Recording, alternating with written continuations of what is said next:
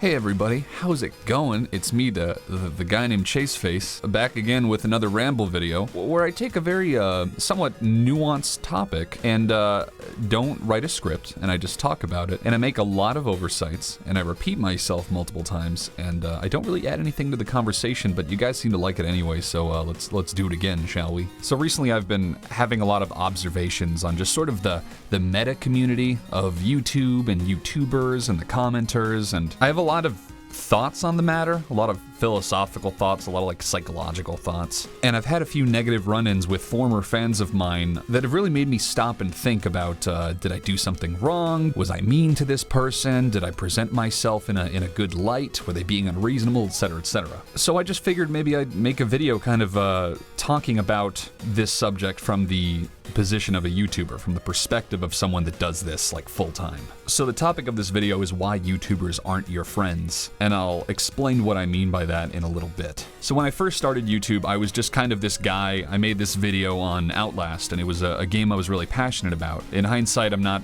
as jazzed about that game. Like, obviously I still think it's a fun thrill, especially for your first playthrough, but it was just one of those things where I found myself so hyped up and so passionate to talk about this game that I thought was like completely perfect. And you know, it was just one of those things where I made that video, and then I made like another one or two where I just was talking about things I was passionate about. And then that's when Pro Jared noticed me, and a bunch of other YouTubers as well, and they quickly kind of put me on this pedestal. I got to know all these other big YouTubers, and I got into this network, like the YouTube game review community, and it was all very lovely, and everyone was super nice, and I was going to all these cons, and I was meeting people, and I was meeting fans, and it was really like fast-paced and fun, and I enjoyed the hell out of it. So once I was embedded in this community and then later left it, I started to kind of realize that there was a lot going on there, and that there was a lot more that could be talked about. So the main thing I see a lot is there's all these expectations kind of thrust upon YouTubers. He doesn't check his comments enough, he doesn't respond. If you're streaming and you're focused on what you're doing, people will comment. Like, does he even read the comments? And what I will often notice is there's this overarching tendency for normal viewers and commenters to sort of project these negative traits on YouTubers, which is fair enough, right? Like, you do the same thing to a big actor. It's like, oh, that guy's a cunt.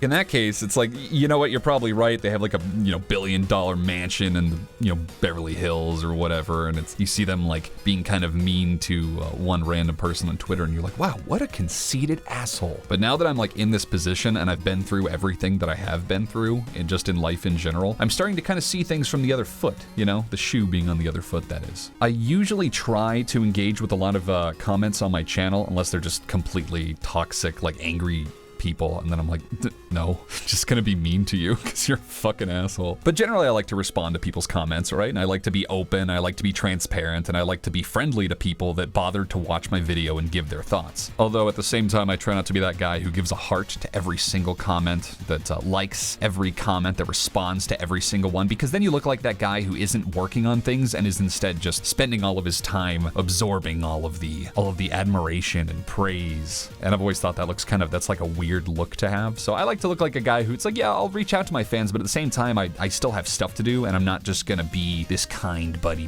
person that anyone can talk to. Like, I have my boundaries like anyone else, right? But there's this thing called parasocial interaction that basically it just describes the sort of one-sided relationship that commenters have with the YouTubers that they listen to. It's especially easy to forget that YouTubers are people, because at the end of the day, we're like something on TV, It's just like, it's something that someone made, and it's meant to be entertainment on TV. You can sit there and be like, this is fucking dumb. Fuck this guy. This guy's an asshole. It's really easy to do, and I do it plenty. But once you're in that position, it's so surprising how that changes the whole dynamic. For example, let's say that you follow one of your favorite YouTubers on Twitter. Let's say, coincidentally, that you also happen to be a small YouTuber who's, less than 1,000 subs, less than 5,000 subs, or whatever it may be. And you follow this YouTuber and you interact with them, and then you get frustrated. And you're like, why aren't they following me back? They follow a decent amount of people. Clearly they're available, they're willing to have conversations and interact with people in the community. The only explanation as to why they're not responding to me, following me back, liking my tweets, etc., is because they hate me or they're stuck up. That's how I used to feel, and I can see that that's how a lot of other people feel as well. And I'll notice that because, believe it or not, despite the fact that I have over 3,000 Twitter followers, that's not a humble brag, by the way. That's not a great number on Twitter. It's actually somewhat small compared to a lot of the other giant people on there. I will actually remember and can recognize a lot of names and avatars of the people who take the time to respond to me and interact with me. I will also notice when they're following me, and then for no reason later, they'll just unfollow me. And obviously it's just Twitter we're talking about. It's not the end of the world. It's not really that important. And frankly, it's just kind of a weird, silly website where weird, silly people post weird, silly things. But there's a lot of people that take it super seriously and assume that everything on there is to be taken at face value. I mean, to be completely frank, I often fall into the trap of if I see someone unfollows me on Twitter, I will often assume that they completely hate me and that they want me completely disbarred from their life. Which with the YouTube game review community, to be honest, that's actually a pretty fair assessment. If someone from that community unfollows you, it usually means that you're dead to them, but I digress. When I first started my channel, I had this sort of attitude, like this very Markiplier-esque attitude, where it's like, I want to be friends with all of these people, they're all so cool, they're all so nice, like, oh, they like me, they really like me, and all that sort of stuff, you know? But then you realize that you really need to have your bubble. You need to have your sort of safe area where like these people are my friends and those other people, they're not necessarily bad people. I don't dislike them inherently. I don't want them to never talk to me, but they're just random people on the internet that just showed up in my life and they're trying to have a conversation with me. It's like if you're at a bus stop and some guy comes up and he's just like, hey, what do you think of Trump? You're just like, whew, I don't know about having this conversation.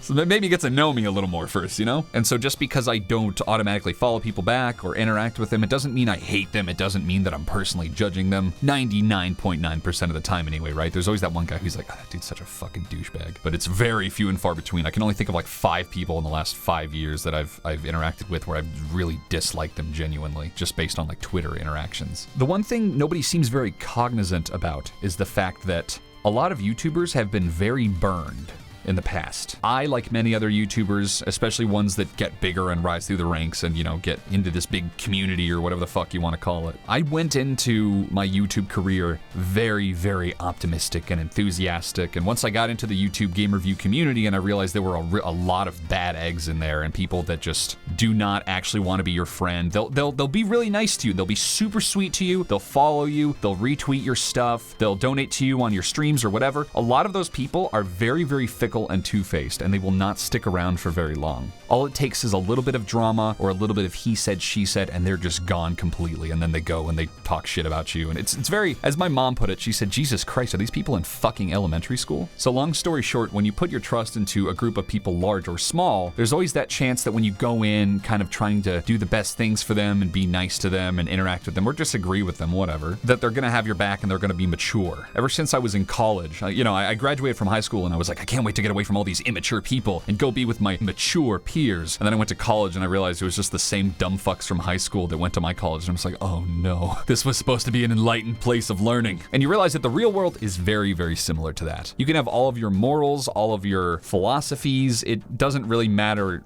The simple fact is there's going to be a lot of people out there who are going to come after you for doing nothing or doing something very little at the very least and blowing it up and making it into this giant thing. I've been through that ringer several times, and each time I emerge from it thinking to myself, okay, well, those guys are some bad eggs. I'm just going to be more careful with who I let into my friend circle and who I talk to and associate with. And try as I might, I end up naively befriending people that I assume want to be my friend and want to collaborate, want to talk about similar ideas, and it ends up just being the same bullshit where they want to use me for my followers, they want to start a podcast with me, they want to do some sort of collaborative effort. What I know that they don't know is that I'm aware that they're trying to use me. I'm aware that they're trying to get something out of me in the form of numbers and exposure. I'm always polite about it. I always say, I'm sorry, I got a lot on my plate at the moment, which is true. I'm not lying to them. But when you're trying to get a YouTuber's attention and you're sort of like bending over on your knees, worshiping them and trying to be really nice and trying to find some common ground or to get them to do something with you, it's really iffy,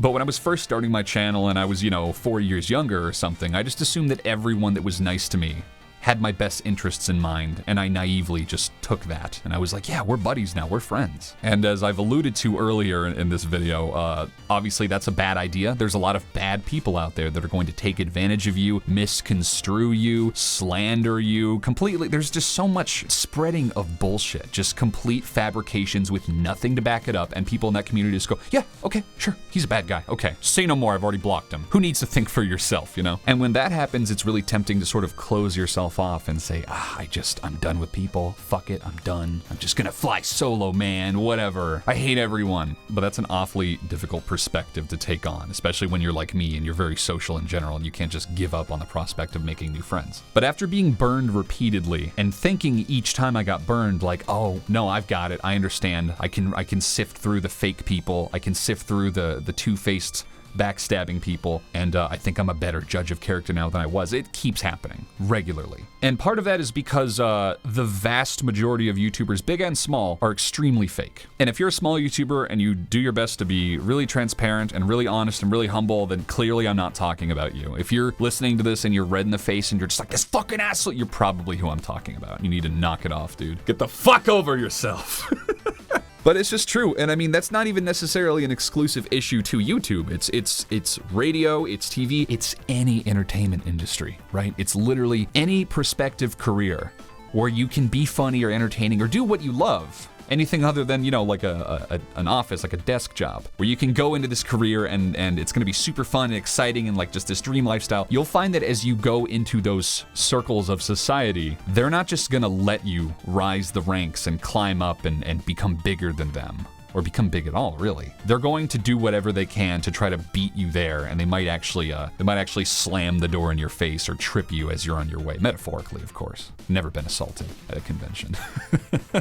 Yet, that's the word. So you'll hear horror stories from anyone that tries to go to Hollywood, whether it's a culture of misogyny, whether it's inherent racism, blah, blah, blah. By the way, I'm not taking sides on that. Last time I said something like that, it was when I said that people were upset about Tracer from Overwatch being gay, and everyone said, well, you mentioned it, so that means you care, but no, I don't. I really don't have an opinion. But like, there's always going to be a fair number of obstacles in your way no matter what you pursue, and the biggest obstacle is always going to be people. It reminds me of like The Walking Dead, how they always say, it's not the zombies you should be afraid of, it's the humans and what they'll do, and they'll betray you. It's very similar to real life. I think that's why it resonates with me. But you're always going to have people who are going to try to make your life hard, usually through backhanded means. Because, it's like, you can point out someone being a shitty person or being really weird or making a community really toxic, and all they're gonna do is use that and say, look, see, he's being more of a problem. I knew I was right that he's a bad person. So after a while, you just kind of start to look at communities as a whole as these really untrustworthy people who are they're just looking at you. They're just like staring at you out of the corner of their eye, just planning something. And you don't know it because you think they're your friends. There's a lot of people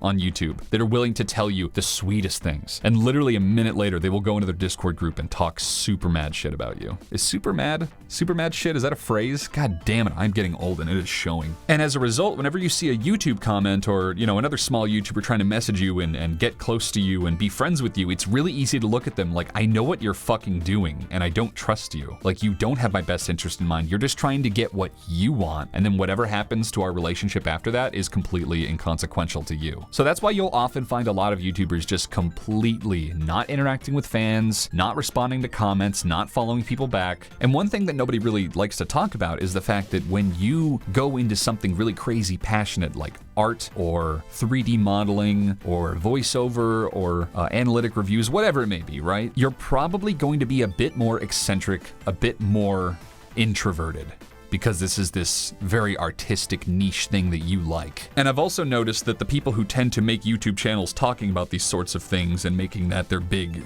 theme, they also just tend to be very kind of quiet. They don't really want to talk to too many people. They're very sort of in their own space and they don't like for anyone to invade that. I completely understand that. So it's really difficult to tell the difference between someone that's really quiet and insecure and paranoid and just doesn't really trust that many people outside of their immediate friend circle. It's extremely easy to look at them and say, that guy thinks he's the shit and everyone else, he must think that they're just beneath him. And I mean, it's easy to assume that about someone that you don't know, because when you get your feelings hurt by the lack of reciprocity for, like, say a Twitter follow or something like that, or, getting your tweet or your YouTube comment liked, it's really easy to look at them and go, wow, I was so nice to them and they're such an asshole. But it's really not about you at all, right? It's really about this person who's been creating content for X amount of years and the amount of baggage that they have from community drama, from people trying to start shit with them over absolutely nothing. They've been burned repeatedly and they don't want to know you. Not because you're probably a bad person, but just because from experience, the odds are very high that you don't have their best interests in mind. Let me give you an example, right? If PewDiePie showed up and he just messaged you and he's like, hey, yeah, I thought that song or that video you posted was really good. You'd be like, oh my God, that's so cool. But you wouldn't just leave it at, yeah, I'm friends with PewDiePie. He's a cool guy. You'd go, wouldn't it be great if I could get on his channel? What if we could collaborate? Oh my God, I'd be set. I'd be able to do this for life. I'd be able to review video games or talk about gossip on YouTube for a living. And then the urge to just use them for everything they're worth is so great. I'm acquainted with a lot of other YouTubers and animators and all these other people that have a pretty big fan base, and it does not occur to me to ever use them for things. I respect them profoundly, and I'm always really grateful that they even notice that I exist. It's kind of a weird sort of imposter syndrome scenario too, where you're just like, oh, they followed me, but I'm actually not as good as they thought I was, blah, blah, blah. If you can't tell from this like weird train of thought, there's a lot of neurosis that goes into interacting with people online, especially if you're like me and you already have so much social anxiety embedded in you from like age 9 or something. But I have people all the time, and they do this on a daily basis. They'll message me and they'll say, hey, I really want to do this thing with you. Hey, I really want to talk to you about this. Hey, would you be able to retweet this? And it's like I'm not your fucking agent, dude. I'm a guy who's literally barely struggling to make ends meet doing this thing that he loves to do. And the fact that you see me and the first thing you think is I can get something from him, it's really insulting. And most of us like see it immediately. I've had a couple of people donate to my Patreon and just act really negative and nasty and gossipy. There was this one guy who kept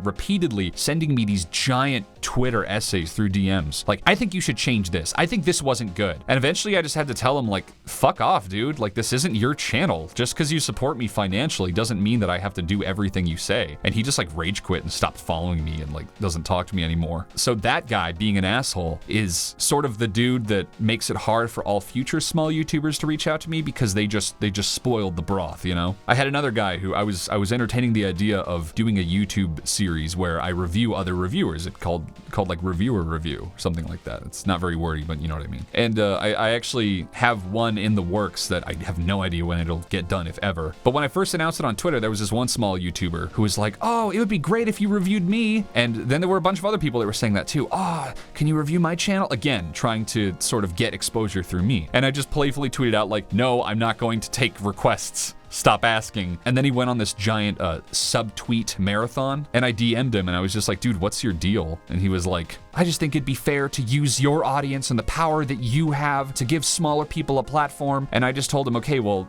to be real, dude, if I reviewed your content, I wouldn't have anything good to say because your content is terrible. And he just completely just blew a fuse and it's like, I'm deleting my Twitter, I'm deleting my YouTube channel. And then he went around the whole community telling everyone that I'm a piece of shit. And like everyone just bought it hook, line, and sinker. They're like, wow, this one-sided opinion from this guy, what a piece of shit. Let's believe this one side and never hear his side, because that's how being an adult works, right? And so now every time I see someone on my Twitter kissing my ass and being super nice to me and complimenting me on everything I do, I don't trust them. I think that they're trying to get something from me and it skeeves me the fuck out. At the same time, I will be selective. If someone shows up on my Twitter and they engage me in a conversation, if they actually challenge me, if they make me think, if they give actual helpful feedback and criticism, diplomatically of course, then I'm gonna look at them like an equal, gradually, because they're not treating me like I'm a god on this pedestal. They're treating me like a dude who's passionate, which is what I am. And the people who are really sweet and they'll compliment you and they'll flatter you and they'll support you all the way through, there's always a good chance that those people can completely flip into dedicated haters. I hate the word haters, but it's the only one that works here. And then those are people who will go on with the rest of their fucking miserable lives, not doing anything, not creating anything, not doing anything productive, and just dedicate their entire online space to harassing you and making you feel like a piece of shit just because of one altercation you had. And that's why it's really hard to look at anyone on Twitter or on YouTube or any of your fans and see some of them as nothing other than parasites. Now, before you get the wrong idea and you tweet this out saying, ChaseFace thinks all of his fans are parasites. No, that's not what I'm saying.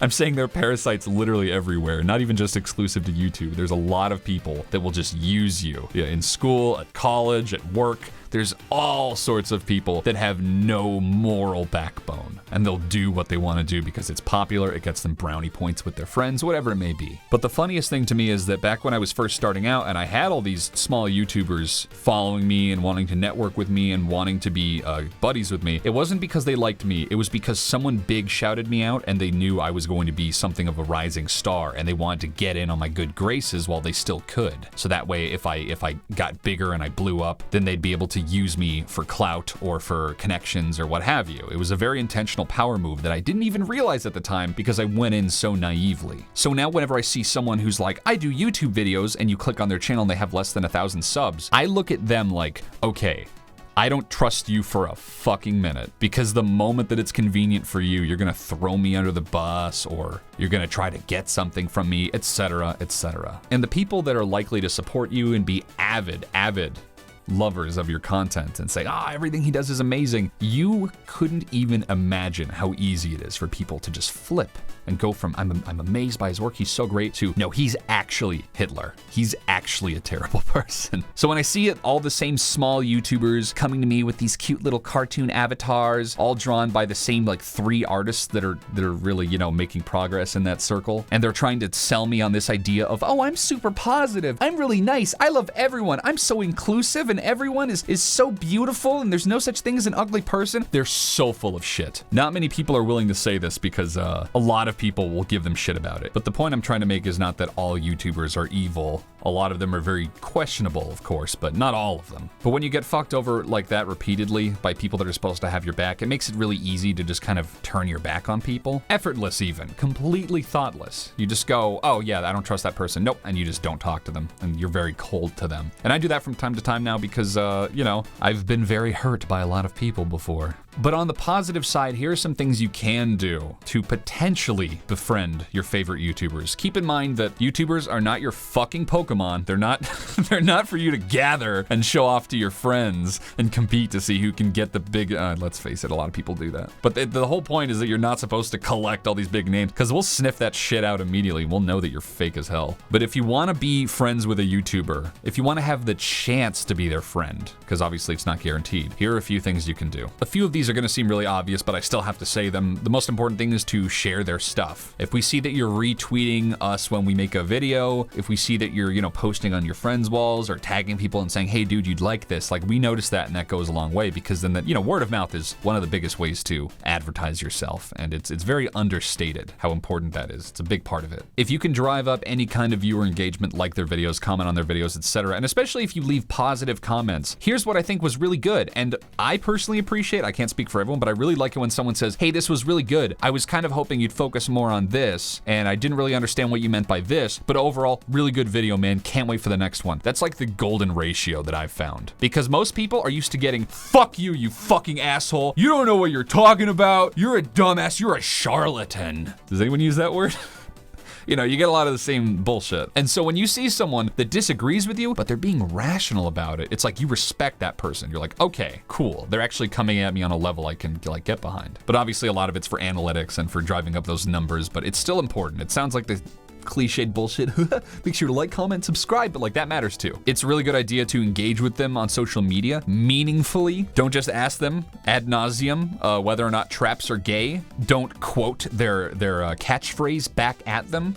Don't say, haha, funny scream, because then you just look like a dumbass. You just look like some 8-year-old that just figured out how to use the internet for the first time, and you probably won't get a response. And I get that a lot of people these days use comedy and insincerity as a sort of shield for their social awkwardness, especially on Twitter, where they're mean to people, or they just like to take the piss out of their friends. Like I said before, with a lot of other content creators being kind of uptight and sensitive and serious, that will not take you far at all. So your best bet is to just be very sincere, and a lot of them will take note of that and appreciate it. Another big one that a lot of people don't realize, don't be a fucking weirdo. Because a lot of people online don't realize how they come off. And that's, so let's be honest, there's a big problem with communicating to people in any way that isn't in person, face to face. Back when I was in school, going for my psychology degree, I read this one study that was really interesting. It was over the phone, you have a 78 or so % chance of accurately understanding what the person's trying to say, or inferring tone, or what they're really trying to say. And as soon as you do that through text, it goes down to 40%, where you can take an otherwise completely normal comment and it'll sound like this passive-aggressive dig just because it's over text. Look up that Key and Peele sketch where they're talking through text messages, and it becomes incredibly obvious what I mean by this. It's just this whole skit where he's just like, well, where do you want to go? Where do you want to go tonight? He's just like, no, I don't care, wherever. And he just means it like, yeah, I'm not picky. And he reads it and he goes, I don't care, whatever? Okay, dude. And it just gets like worse and worse. Really funny skit. And the absolute biggest one that I cannot highlight enough is if you support your favorite YouTubers financially, I'm not saying to support me, although I won't turn it down. If you support your favorite YouTubers, they recognize your face, your name, and they will gradually start to view you as an actual friend. Two of my biggest longtime patrons that have been with me for like, I think 3 years or so, Straylo and Dudamus, they are just the nicest guys, and I never would have met them if they weren't supporting me, and we're like actually friends now, like we're cool. And that's all because they donated to me so that I could do this for a living, and in the process of us talking gradually, we formed an organic relationship that felt normal, it felt natural, it didn't feel like I was giving handouts to fans, it felt like someone that liked my work, and I liked them for helping me out. And then most of the people in my Patreon I would consider genuine friends of mine, or at the very least like ultra fans that are fucking awesome and that I'll always remember. Like for example, on my Patreon I have a tier where it's like you donate $5, you get access to like this private Patreon where we can pretty much talk about anything, we share whatever porn we want, we do anything, and I will interact all the time. It's the only Discord server that I don't have muted, and I will often check in there, see what people are saying, interact with them. If I disagree, obviously I'll disagree respectfully. It's like a really zen place and it's really cool. And through that, I've met some of the coolest people in the past few years that I've ever met in my entire life. And that's all because they're just like, you know what? This guy makes good videos. I like him. I'm gonna donate to him. And then I look at them and I go, dude, you the real MVP, yo. I think it should be illegal for a guy as white as me to say something like that. But anyway, I hope I covered all the points I was trying to make. If you feel like the point of this message was that small YouTubers are untrustworthy or that everyone's out to get you, that wasn't what I was trying to say. Obviously, I'm just speaking from my perspective alone. I've had a lot of bad run-ins with people on YouTube and on Twitter and just people that used to be my friends or people that used to be my fans, and it's made me very jaded. But I figured I would make a video addressing this because it's really hard to explain to your audience, hey, I'm not really interested in being friends with you because of A, B, and C. They tend to take it as, wow, you really think you're great. You think you're better than everyone else. And that's not the case at all. It's like, I'm trying to do this for a living. I need to protect myself, right? But if you disagree, if you think there are any major logical oversights I've made, I genuinely want to hear them. I want to see you guys asking me questions or pointing out contradictions in my video. God knows there's at least a few of them because I don't script these. But I just think it's a genuine problem that a lot of people don't discuss, is YouTubers and their audiences are these really enigmatic things that not a lot of people understand, and they just jump to the easiest conclusion. There's like, oh, he's an asshole, and then they just like leave it. When in reality, it's a lot more complicated than that. There's a lot more viewpoints to consider with that. Think of iDubbbz, for example. If he interacted with his fans, holy shit, he'd be in a world of hurt every day just for the crazy shit that they would throw at him. So you really just have to have that healthy barrier between you and other people. And not that it's anything personal, but at the end of the day, you gotta look after yourself, and I like to think that is fairly self-explanatory. Sorry for the drought of videos recently. I've had a lot of things in my life change, not gonna get into them, very personal, but things have taken a huge nosedive, and I wanna fucking die. But beyond that, I am hard at work making videos for you beautiful boys. Statistically speaking, that's true. I think I have like a fucking 95% male fan base. So I just kind of want to make this video and sort of update you on what sort of headspace I'm in and what I'm thinking about. And you can rest assured that if this video was dog shit, that the next one will probably not be. So anyway, thanks for watching everyone, and as usual, take care.